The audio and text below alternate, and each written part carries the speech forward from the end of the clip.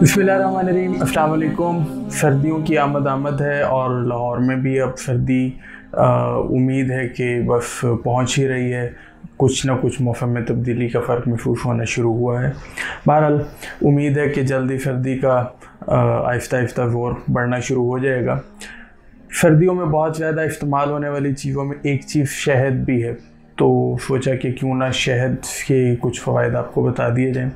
वैसे तो शहद के फ़वाइद बेबहा हैं और बेशुमार हैं, और शहद के अंदर चूँकि अल्लाह ताला ने शिफा भी रखी है, तो आज सिर्फ मैं हलक से मुतालिक आपको कुछ 3-4 चीज़ें बता देता हूँ।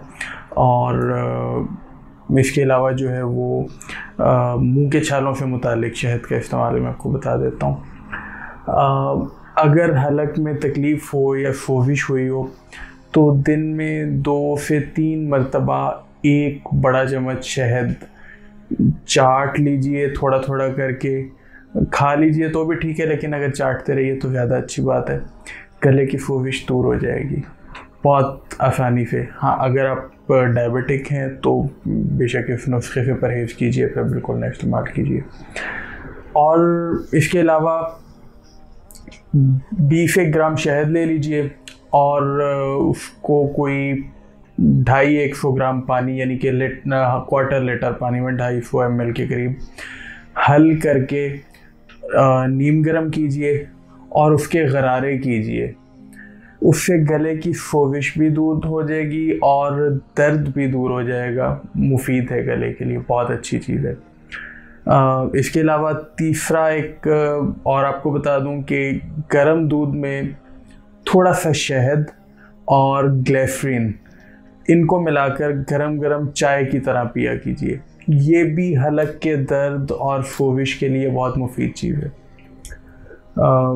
बतदरीज नुस्खाजात थोड़े से मुश्किल होते जा रहे हैं। खाली शहद से जो है वो स्टार्ट हुए थे, अब थोड़ा सा उससे भी अगला लेवल।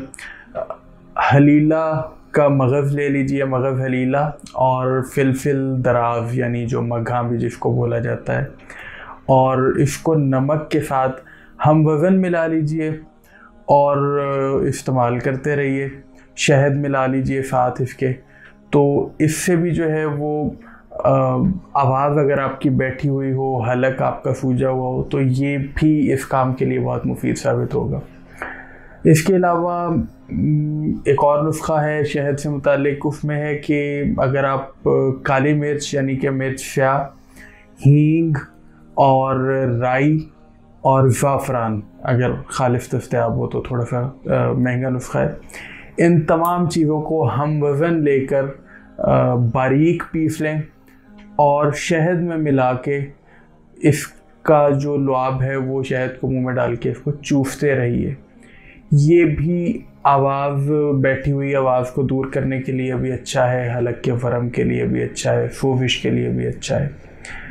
तो उम्मीद है कि ये चंद एक नुस्खाजात आपके लिए मुफीद साबित हुए होंगे। बहरहाल दूसरी चीज़ जिसका आपको मैंने आपको कहा था कि हलक के अलावा जो है वो आपको मुंह के छालों से मुतालिक कुछ पॉइंट्स आपको बता देता हूँ, वो भी बहुत आसान से हैं। मुंह में अगर ज़ख़म और छाले वगैरह बन गए हों, वैसे अगर तो गर्मी की वजह से बने हो, तो हमारी एक दवाई जो सफूफ ठंडक के नाम से है वो बहुत बेहतरीन है इस काम के लिए भी, और बहुत से मसाइल के लिए गर्मी से मुतालिक। बहरहाल अगर किसी भी और वजह से हो तो सुहागा बेरियाँ कर लीजिए, मतलब कि उसको फुला लीजिए तवे पे रख के, और वो फूल जाता है, और बारीक पीस के 3 गुना शहद में उसको मिला लीजिए और ये मुरक्कब मुंह के ज़ख्मों पे मलें, तो इससे आपको थूकें निकलती रहेंगी। वो थूकों को गिराते रहिए कहीं बेसन में या कहीं पे, तो कुछ देर तो थूकें निकलेंगी, लेकिन इससे बहुत जल्द जो है वो मुंह के ज़ख़म भरना शुरू हो जाएंगे, और अगर छाले वगैरह भी निकले हों तो वो भी बहुत जल्द ठीक हो जाएंगे। और एक और नुस्खा भी जो है वो आपको बताता चलूँ कि खालिस शहद, यानी कि आप देख लीजिए जैसे कि हमारा है और कहीं से भी आपको मिल जाए, खालिस शहद ले लीजिए और सुहागा, तकरीबन 2 तोला सुहागा ले लीजिए, 1 तोला ग्लिसरीन ले लीजिए, और खालिस शहद जो है वो कोई पाव 1 के करीब ले लीजिए।